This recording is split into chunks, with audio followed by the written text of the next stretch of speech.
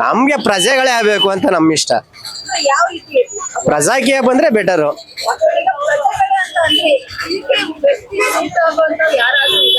Madam ವ್ಯಕ್ತಿ ಮೇಲೆ depend ಆಗ್ಬಾರ್ದು ಯಾವುದೇ ಕಾರಣಕ್ಕೂ. ಜನಗಳಿಗೆ ಯಾರು ಸೇವೆ ಚೆನ್ನಾಗ್ ಕೊಡ್ತಾರೋ ಅವ್ರು ಆಗ್ಬೇಕು. ಒಬ್ಬ ವ್ಯಕ್ತಿ ಮೇಲೆ ಡಿಪೆಂಡ್ ಆಗಿ ಈಗ ನಮ್ ದೇಶ ನೋಡಿ ಇಲ್ಲೇ ನೋಡ್ತಾ ಇದೀರಾ, ಏನು ಅಭಿವೃದ್ಧಿನೂ ಆಯ್ತಾ ಇಲ್ಲ, ಏನು ಆಯ್ತಾ ಇಲ್ಲ. ಸುಮ್ನೆ ಎಲ್ಲಾ ತಿನ್ನೋರ್ ಆಗ್ಬಿಟ್ಟವ್ರೆ. ನಮ್ಗೆ ಅದಿಷ್ಟ ಇಲ್ಲ ಅಷ್ಟೇ.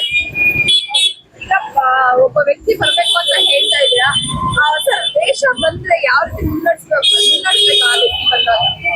ಮೇಡಮ್ ಏನು ಇಲ್ಲ, ಈ ತರ ಆಶ್ವಾಸನೆಗಳಂತೂ ಕೊಡಾಕ್ ಹೋಗ್ಬಾರ್ದು. ಏನ್ ರೈತರಿಗೆ ಎಷ್ಟು ಹೆಲ್ಪ್ ಮಾಡಕ್ ಆಗುತ್ತೋ ಅಷ್ಟು ಮಾಡೋಂಥವ್ರು ಬರ್ಬೇಕು.